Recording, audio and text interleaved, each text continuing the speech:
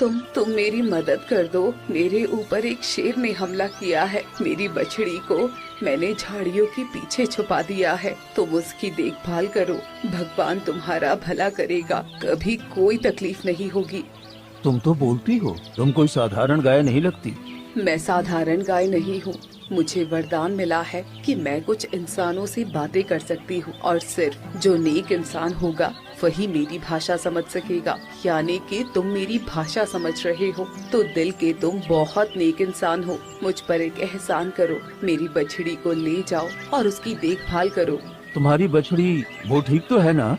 हाँ, वो ठीक है, पर शेर किसी भी वक्त उसे मार देगा। मुझ पर रहम करो और मेरे बच्चे को अपने साथ ले जाओ। ठीक है, मैं तुम्हें वचन देता हूँ कि तुम्हारे बच्चे को भी मैं अपने बच्चों की तरह पालूंगा। तभी झाड़ियों से एक छोटा बछड़ा बाहर आता है। तभी गाय की मृत्यु हो जाती है। नहीं माँ, तू मुझे छोड़कर नहीं जा सकती। माँ उठो ना, मेरा अब देखभाल कौन करेगा? शांत हो जा बेटी, अब तुम्हारी माँ इस दुनिया में नहीं रही। अब से हम तीनों हमेशा एक परिवार बनकर रहेंगे। पर मेरी माँ मुझे छोड़कर नहीं जा सकती। ये तो कुदरत का नियम है, जो आया है उसे जाना ही पड़ता है। रुको, मैं तुम्हारी माँ की अंतिम यात्रा अच्छी तरह से कर देता हूँ।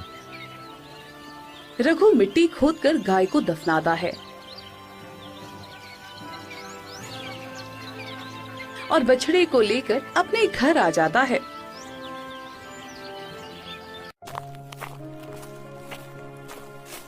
पिताजी, पिताजी, आपके आने में इतना वक्त कैसे लग गया? आप ठीक तो है ना? हाँ, मैं बिल्कुल ठीक हूँ बेटा।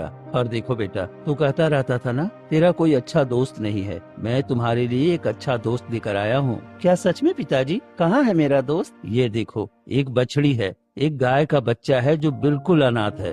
अब हम तीनों एक परिवार की तरह रहेंगे। क्या सच में? तब तो बहुत मजा आएगा पिताजी। लेकिन ये देख नहीं सकता है।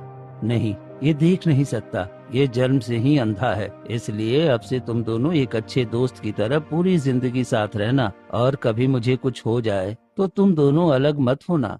मैं वचन देती हूँ कि मैं तुम्हारे बेटे को कभी कुछ नहीं होने दूंगी और हम दोनों एक अच्छे दोस्त की तरह हमेशा साथ रहेंगे।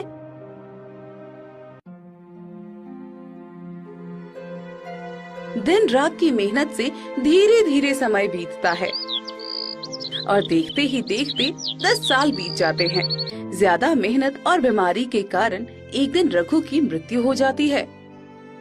पिताजी, पिताजी क्या हो गया? आप कुछ बोल क्यों नहीं रहे हैं?